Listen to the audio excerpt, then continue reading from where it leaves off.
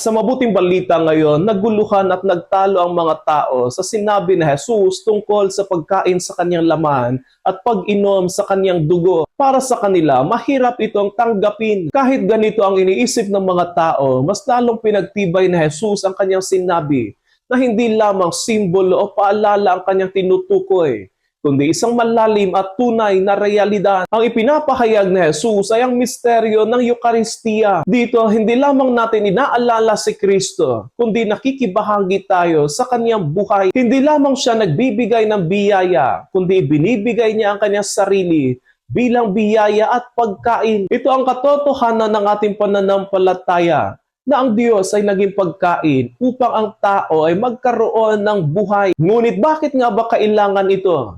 Sapagkat ang tao ay hindi lamang nangangailangan ng gabay at aral, siya ay nangangailangan ng buhay mula sa Diyos mismo. Ang banal na Eucharistia ang nagbibigay sa atin ng lakas na hindi kayang ibigay ng mundo. Sa tuwing tayo ay tumatanggap ng banal na komunyon, hindi lamang tayo lumalapit kay Kristo. Si Kristo ang pumapasok sa atin. At sa pakikipag-isang ito, unti-unti tayong nababago. Ang hamon sa atin ngayon ay ito: hindi sapat na tanggapin lamang natin siya.